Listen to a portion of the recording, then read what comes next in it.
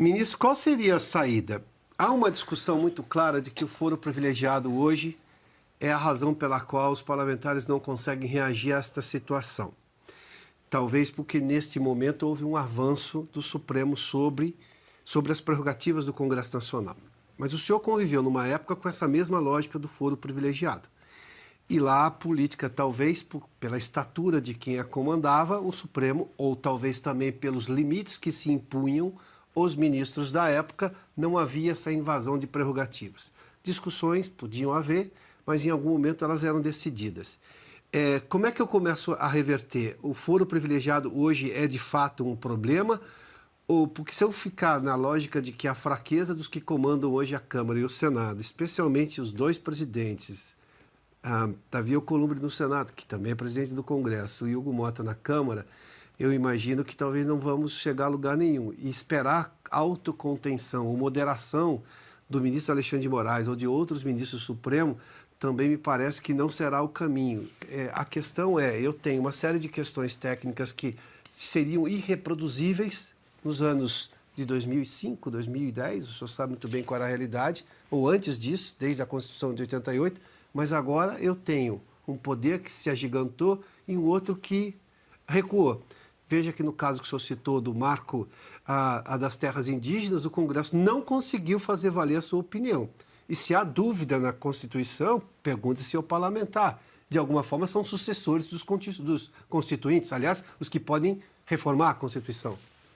Piotr, em primeiro lugar, é preciso conceituar melhor o que é o foro privilegiado. Eu não considero foro privilegiado. O que eu considero é o seguinte, foro privilegiado para o inocente, porque ali você não tem recurso, você é julgado no Supremo. Sim. E o julgamento é definitivo. Muita gente preferia ser julgado no primeiro grau. Se o presidente Lula tivesse sido julgado pelo Supremo, acabou. Ele foi julgado no primeiro grau, recorreu ao segundo e recorreu ao Supremo, que anulou as decisões do primeiro e do segundo grau. Com o Bolsonaro está acontecendo o contrário. Ele já está sendo julgado diretamente no Supremo, sem o benefício do recurso do julgamento no primeiro grau, na primeira instância, e sem o benefício do recurso à segunda instância. Ou seja, para ele a condenação será definitiva. Ele não vai ter o benefício do julgamento do presidente Lula, que, julgado em Curitiba, recorreu ao tribunal, acho que em Porto Alegre, e depois é o Supremo que anulou tudo. Então, é o seguinte, eu acho que, de fato, influencia no Congresso a presença de parlamentares, senadores e deputados com processos no Supremo. Não tenha dúvida nenhuma, porque qual é a autoridade do réu diante do juiz? Como é que o réu vai julgar o juiz? Como é que o réu vai interpor limites ao juiz que vai julgá-lo? Então, eu creio que, de fato, devolver para o primeiro grau o julgamento de alguns dos delitos atribuídos aos que hoje dispõem de foro privilegiado pode ser uma alternativa.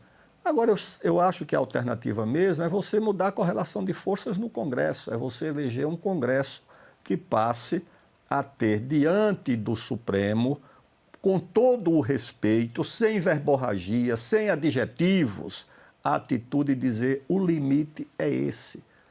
O Supremo não vai... O Supremo hoje mandou colocar tornozeleira no senador. A Polícia Federal foi esperar o senador no aeroporto, tá certo? Agora, isso também não é uma novidade, porque o Supremo já prendeu o senador no exercício do mandato. Prendeu o senador do PT, lá do Mato Grosso do Sul, o senador Delcídio. E não houve indignação por conta disso. Eu digo, independentemente do crime que o senador possa ter cometido, é um senador com prerrogativas concedidas pelo eleitor. Houve um momento em que o Supremo decidiu destituir, por decisão monocrática, da presidência do Senado, o presidente do Senado, que era o então e hoje ainda senador Renan Calheiros. Uma decisão monocrática de um juiz, não foi nem do presidente do poder. Como é que um juiz destitui a presidência de um dos poderes, que é o presidente do Congresso? Claro que a decisão foi anulada porque ele resistiu, desconheceu e ela teve que ser revogada. Mas o que eu digo é o seguinte, o histórico de apropriação de atribuições do Legislativo e do Executivo por parte do Judiciário não é um processo recente. Isso vem desde a época do presidente Fernando Henrique, quando a oposição perdia uma votação no Congresso, ela recorria ao Supremo contra a decisão da maioria do próprio Congresso, ou seja, do seu próprio poder. Que é uma subversão à vontade popular. Completamente. Seguramente. Completamente. Você nega a representação popular e atribui a vontade do povo a um outro poder que não foi votado, que é o Supremo. Isso eu vi acontecer várias vezes. Ora, o Supremo decidia favoravelmente à minoria que recorria. Eu vi um caso, o presidente da Câmara teve lá uma disputa num partido pela liderança. Era um processo onde a maioria assina e entrega lá na presidência da Câmara. Chegou lá um documento dizendo que o líder era o deputado A. Eu disse, então encaminho o expediente para apontar o deputado A como líder do partido. Aí, quando eu estava saindo, chega um ofício do Supremo, do ministro do Supremo, dizendo que o líder era outro, porque alguém do outro lado recorreu ao Supremo. Eu disse, então espera um pouco, liga para o ministro do Supremo. Ministro, o senhor indicou aqui um líder no Congresso, na Câmara. Ele disse, eu fui provocado e decidi. Eu disse, o senhor vem dar posse ao líder que o senhor indicou? Ele disse, não, o senhor me compreende, eu fui provocado. Eu digo, ministro, eu sou o presidente da Câmara. Eu não tenho o poder de indicar líder de partido. O senhor, que é ministro do Supremo, quer indicar líder de partido? Sim. Por favor. Aí disse, não, não queira me interpretar errado, porque fui provocado. Eu disse, tá bom, muito obrigado, ministro. O senhor não vem dar posse, não, muito obrigado. Aí eu disse, então arquive. Eu não vou tomar conhecimento de uma decisão dessa. O ministro do Supremo indicar líder de partido no Congresso, mas isso, o quê? Tem 20 anos, quando eu presidi a Câmara.